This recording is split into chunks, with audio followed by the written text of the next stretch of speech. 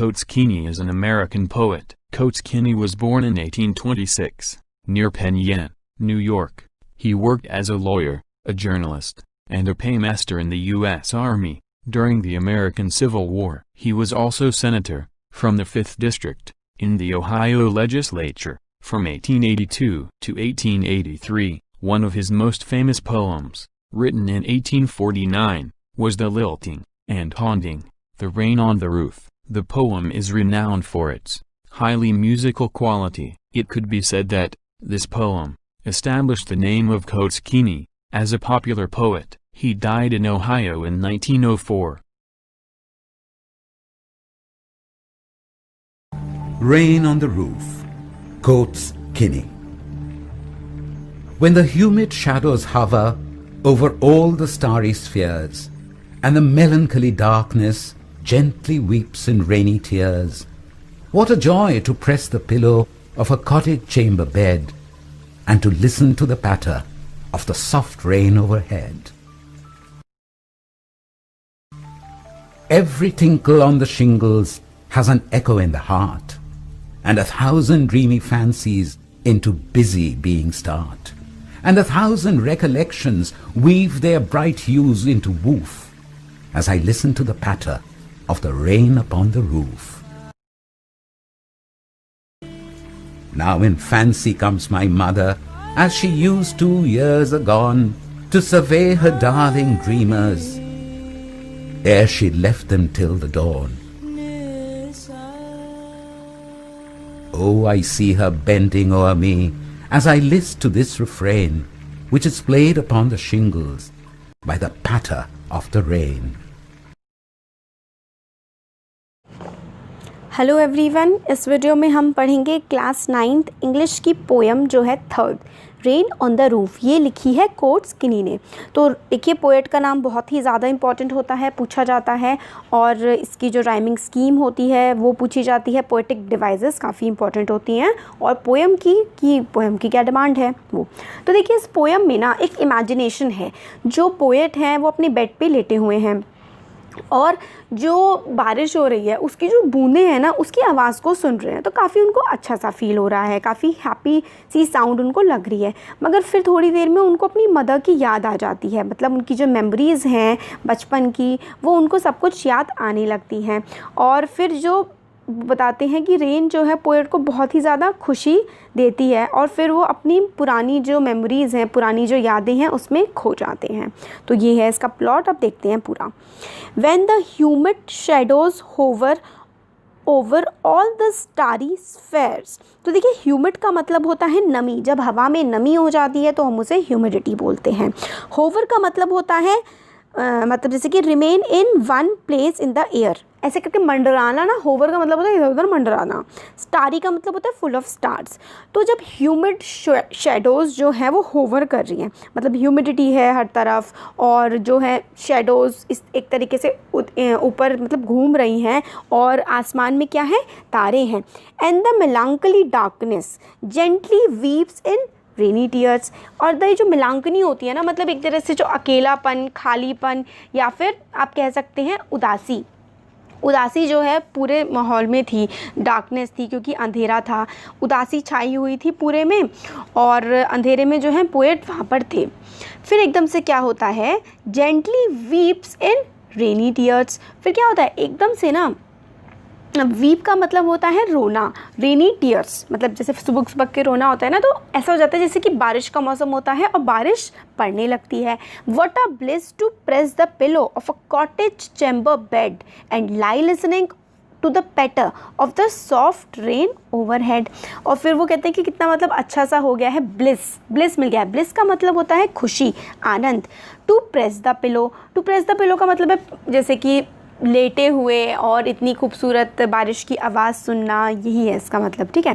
फिर अ cottage chamber का मतलब है छोटी सी हट के एक कमरे में लेटना।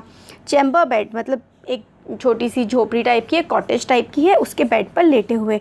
लाई लिसनिंग टू द पेटर। पेटर का मतलब होता है पट पट पट पट साउंड होती है ना, जो ड्रॉप्स की, रेन ड्रॉप्स की, बेड पे लेट करके रेन ड्रॉप्स की साउंड को सुनना। Of the soft rain overhead, मतलब लेटे हुए हैं जो पोएट हैं वो ऊपर से आवाज़ सुन रहे हैं जो बारिश हो रही है उसकी, उसी को ही पूरा इसमें डिस्क्राइब किया हुआ है। आगे इसमें every tinkle on the shingles has an echo in the heart and 1000 dreamy fancies into busy being start. तो एवरी टिंकल, टिंकल होता है जो जैसे कि टप टप की साउंड होती है ना, तो हर जो टप टप की साउंड है वो ऑन द शिंगल्स, मतलब जो बाहर का एरिया है, जो बाहर आवाज़ आ रही है टप टप के साउंड की, जो पूरी इको कर रही है, मतलब गूंज रही है हमारे दिल में, मतलब हर जो आवाज़ है बूंद की वो दिल में एक तरीके से गूंज रही है। एंड 1000 ड्रीमी फैंसीज, तो जो 1000 फैंसीज हैं मतलब मेमोरीज़ हैं, जो हमारी पुरानी यादें हैं, इनटू बिजी बीइंग स्टार्ट, और एकदम से क्या होता है पुरानी यादें जो हैं वो वापस हमारे मन में आने लगती हैं। And 1000 recollections weave their air heads into woof, और रिकलेक्शन मतलब पुरानी यादें जो हैं वीव करने लगती हैं, मतलब पैटर्न बनाने लगती हैं, ताना बाना सा बुनने लगती हैं। एक से ताना बाना बुनता हुआ वाला जो सॉन्ग है वो समझ सकते हैं कि बारिश में लेटे हुए और जो पुरानी यादें हैं उसको जो पोएट हैं वो बुन रहे हैं। एज आई लिसन, हाँ इसमें है weave their air threads into woof, मतलब जो पुरानी यादों के जो धागे हैं ना वो बुन रही होती हैं अपनी यादों में। As I listen to the patter, patter मतलब टिप टिप टिप टिप सुन रहे होते हैं। Of the rain upon the roof, बारिश की आवाज़ सुनते हुए वो अपनी पुरानी यादों को याद कर रहे होते हैं। Now in memories comes my mother as she used in years agone to regard the darling dreamers ere she left them till the dawn. तो फिर याद करते करते क्या होता है, इनकी जो मदर हैं वो इनकी याद में आ जाती हैं। और as she used in year agone, तो मतलब अगॉन का मतलब होता है बीते हुए समय में, जैसे उनकी जो बातें थी उनके मदर की पूरे के पूरे उन्हें याद आ जाती हैं। To regard the darling dreamers, मतलब डार्लिंग ड्रीमर्स जो ड्रीम देखते रहते हैं, स्वप्न दृष्टा कह सकते हैं, जो ड्रीम देखते हैं उनकी अच्छी अच्छी जो यादें हैं उनकी मदर की उसमें उन्हें याद आ जाती है। एर का मतलब होता है बिफोर, मतलब पहले।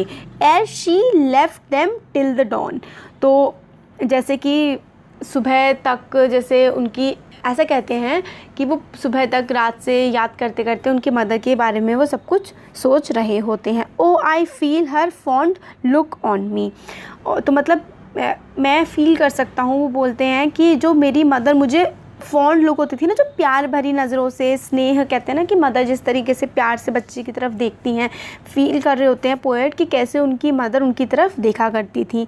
As I list to this refrain which is played upon the shingles by the patter of the rain। तो फिर वही कहते हैं कि किस तरीके से जो रिफ्रेन का मतलब होता है थोड़ा सा बच के चलना।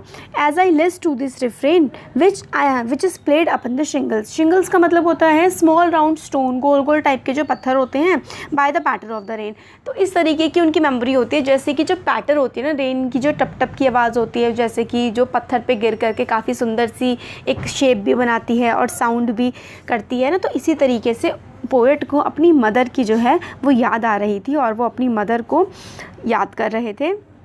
इसमें यही पूरा हमें बताया गया है कि पास्ट ईयर जो बीत गए हैं उनके चाइल्डहुड ईयर्स में किस तरीके से उनकी माँ उन्हें पैट करके सुना, मतलब कहते हैं ना कि जैसे कि माँ थपथपा के बच्चे को सुलाती हैं, और पूरी की पूरी जो यादें हैं पूरे उनकी मदर के बारे में उनको सारी की सारी पुरानी बातें याद आने लगती हैं। जैसे जो रेन है वो पत्थर पे टैप कर रही होती है ना, टप टप कर रही होती है, ऐसे उनकी मदर उन्हें पैट करके थपथपा के सुलाया करती थी। तो यही पूरी है कि किस तरीके से जब रेन आती है, बारिश का मौसम होता है, तो जो पोएट है उनको अपनी मदर की याद आ जाती है, पुरानी यादें उन्हें आ जाती हैं।